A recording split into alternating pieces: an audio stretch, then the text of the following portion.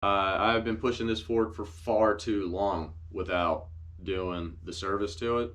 So yes, it is my fault. I accept full responsibility because that's the adult thing to do. Accept responsibility for your buffoonery and choices. You know, fascinating concept.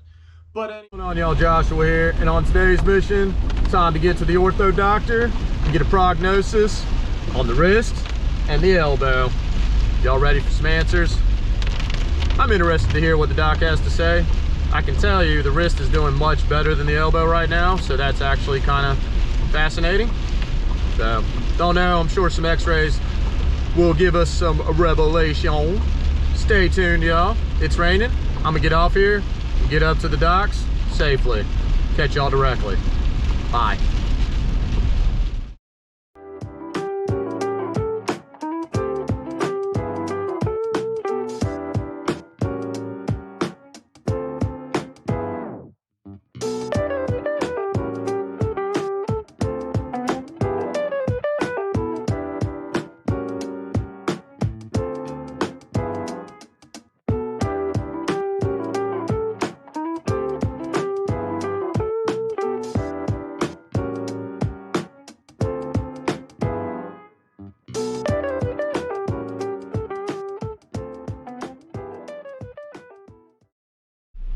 Well, y'all, the verdict is in.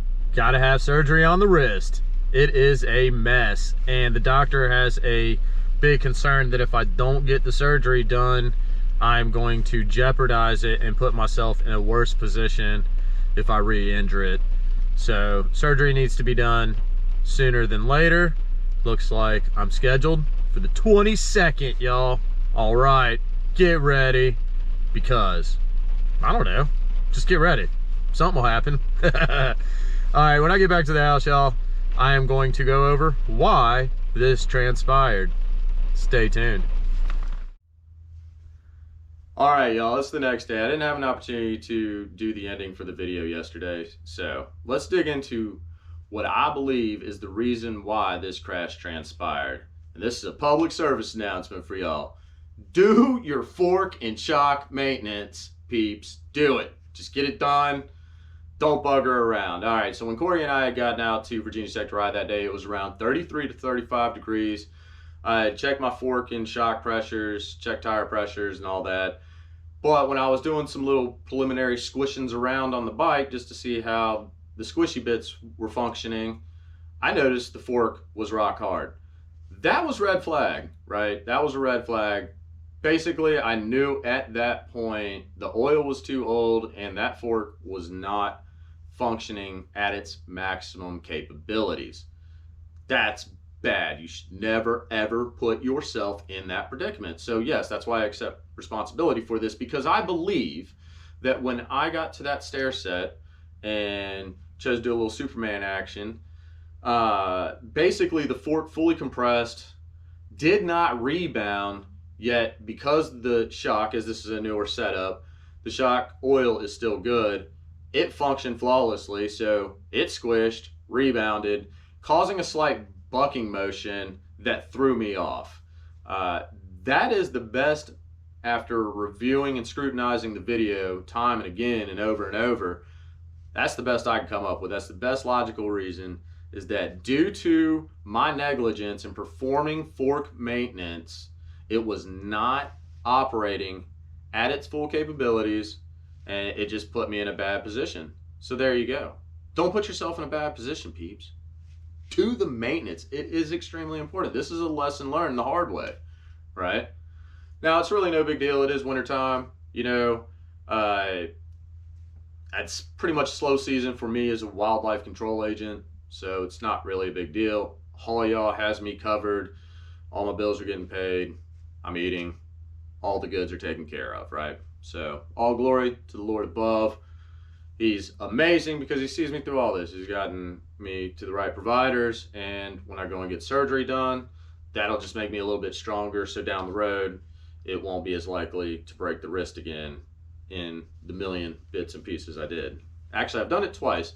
It's the second time this wrist was broken. I broke it the first time back when I was around, I think I was 32 years old, and I was goofing off on a skateboard, and did the whole skateboard slid out from underneath me, caught myself with the hand, put my hand up to my chest like this, walked back to the house, looked at my former spouse and my family members and said, I'm going to take myself to the hospital now. I think I just broke my wrist.